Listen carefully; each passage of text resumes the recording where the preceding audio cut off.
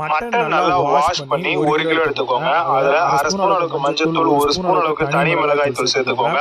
தேவையான அளவுக்கு உப்பு சேர்த்துக்கோங்க. கூடவே கறி முழுகிற அளவுக்கு நம்ம தண்ணியை ஊத்திக்கலாங்க. இது கூடவே ஒரு 1/2 எலுமிச்சம்பழம் இருந்துச்சு அப்படின்னா நல்லா பிழிஞ்சு விட்டுக்கோங்க. ஸோ இது மூலமாவே உங்களுக்கு பாத்தீங்கன்னா ஒரு நல்ல ஃபிளேவர் கிடைக்கும். கூடவே ஒரு 2 கொத்து கொத்தமல்லி நீங்க அப்படியே போட்டாலும் சரி, கிள்ளி போட்டாலும் சரி. இப்போ குக்கர்ல போட்டு ஆட்டுக்கறி நார்மலா எத்தனை விசில் விடுவீங்க? ஒரு 8ல இருந்து 9 விசில் விடுவீங்க இல்லையா? அதே காம்பினேஷன்ல இதுக்கும் விசில் விட்டு எடுத்துக்கோங்க. இலக்கறி கம்மியா விசில் விட்டுக்கோங்க. இப்போ பாத்தீங்கன்னா நமக்கு விசில் எல்லாமே வந்தாச்சு.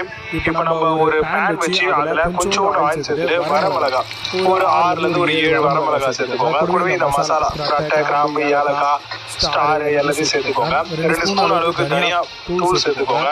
இல்லைன்னா தனியா முழு சீட்ஸை சேர்த்துக்கோங்க. 2 ஸ்பூன் அளவுக்கு நீங்க ஜீரகம் சேர்த்துக்கோங்க. கூடவே 3 அளவுக்கு நம்ம மிளகு சேர்த்துக்கலாம். அதாவது காரத்துக்கு ஏற்ற மாதிரி சேர்த்துக்கோங்க. 1 2 சேர்த்துக்கோங்க.